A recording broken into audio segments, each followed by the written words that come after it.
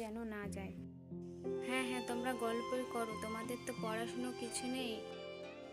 সারা দিনটা তোমরা খেলে বেরিয়েছো, এখন একটু পড়তে বসি না, পড়াশুনোর নামই নেই তোমাদের।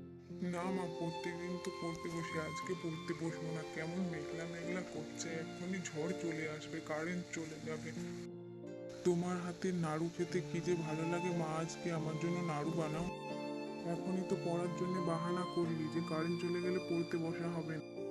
হ্যাঁ, কারেন্ট চলে গেলে পড়া হবে না, কিন্তু নাড়ুটা কি করে বানাবো অন্ধকারে?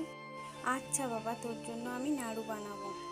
ছেলে মেয়ে দুটো ঘুমিয়ে পড়েছে, নাড়ু বানাতে বললো। নাড়ু খেতে আমার ছেলেটা খুব ভালোবাসে। আজকে বানিয়ে রাখি, কাল সকালে উঠলে খেয়ে নেবে। ঘরে কেউ আছো নাকি গো? আমাকে কেউ সাহায্য করবে? আমি বিপদে পড়েছি, কেউ একটু সাহায্য করো। এত জল ঝড়ে আবার কে এলো বাইরে, কে ডাকছে আমাকে? যাই তো যেয়ে দেখি। কি গো, কে তুমি? এত জল ঝড়ে বাইরে কি করছো? আমি বড় বিপদে পড়েছি বাচ্চা, আমাকে একটু সাহায্য করবে?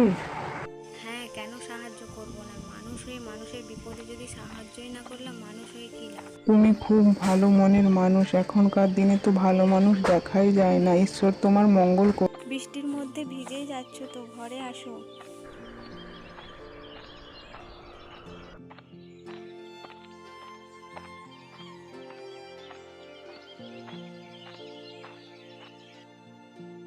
উনি কে গিন্নি? ঝড় বৃষ্টির মধ্যে কি বিপদে পড়েছেন? বিপদে পড়েই আমাদের বাড়িতে একটু আশ্রয় চাইছে, তাই তাকে না করতে পারিনি। তোমরা যদি না থাকতে কি যে হতো আমার, এত ঝড় বৃষ্টির মাঝে মনে হচ্ছে মারাই যেতাম। কাল বৈশাখীর ঝড়ের দিনে আমাদের বাড়িতে অতিথি এসেছে, এ কি সৌভাগ্য আমাদের।